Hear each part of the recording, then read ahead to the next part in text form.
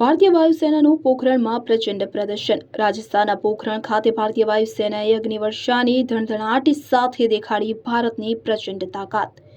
રાજસ્થાનના પોખરણમાં અગ્નિવર્ષા કવાયત યોજાઈ હતી, જેમાં ભારતીય વાયુસેનાની અદ્યતન યુદ્ધ ક્ષમતાનું પ્રદર્શન જોવા મળ્યું। અહીં ભારતીય સેનાના સંયુક્ત શસ્ત્રોનું પ્રદર્શન કરવામાં આવ્યું, જેમાં નેટવર્ક સક્ષમ કમાન્ડ અને નિયંત્રણ સિસ્ટમનો ઉપયોગ કરવામાં આવ્યો હતો। આકાશમાં વાયુના વીરો દ્વારા ભારતના ફાઇટર વિમાનો સામે અદ્ભુત કરતબો રજૂ કર્યા હતા।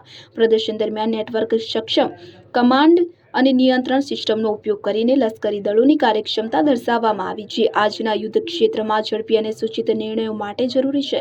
માનવહિત હવાઈ ડ્રોન્સ અને આધુનિક મિશન સક્ષમ વાયુ પ્રણાલીઓનું પ્રદર્શન પણ કરવામાં આવ્યું। સ્ટ્રાઇક રોકેટ અને આધુનિક આર્ટિલરી સિસ્ટમો દ્વારા મજબૂત તાકાત દર્શાવવામાં આવી। અન્ય લશ્કરી ઉપકરણો અને વાહનોમાં T-19 યુદ્ધ ટેન્ક, બોફોર્સ આર્ટિલરી સિસ્ટમ અને K9 વ્રજ સ્વસંચાલિત હોવિત્ઝરનો સમાવેશ થયો છે। હવાઈ શક્તિમાં AH-64 અપાચે એટેક હેલિકોપ્ટર તેમજ HAL ધ્રુવ હેલિકોપ્ટર, તેજસ અને રાફેલ જેવા વિમાનો અપાચે અને અન્ય હેલિકોપ્ટર્સ દ્વારા વધુ મજબૂત પ્રદર્શન કર્યું। આ ઉપરાંત પ્રથમવાર ડ્રોન શોનું આયોજન કરવામાં આવ્યું, જેમાં ભારતીય વાયુસેનાની અનેક પ્રતિકૃતિએ લોકોને મંત્રમુગ્ધ કર્યા। આ પ્રસંગે ભારતીય વાયુસેના ઉચ્ચ અધિકારીઓ, રાજસ્થાનના રાજ્યપાલ અને મુખ્યમંત્રી સહિત અનેક મહાનુભાવો ઉપસ્થિત રહ્યા હતા।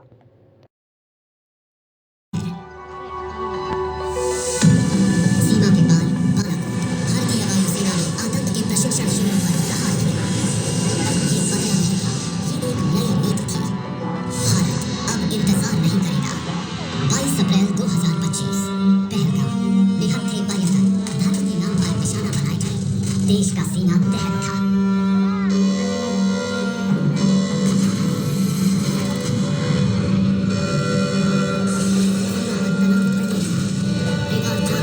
आसमान लाल रोशनी से था और जब शोर अपने चांद पर था, तब एक अमर सिद्धांत सामने खड़ा था। जब जब धर्म की हानि होती है और अधर्म बढ़ता है, तब तब भगवान स्वयं प्रकट होते हैं।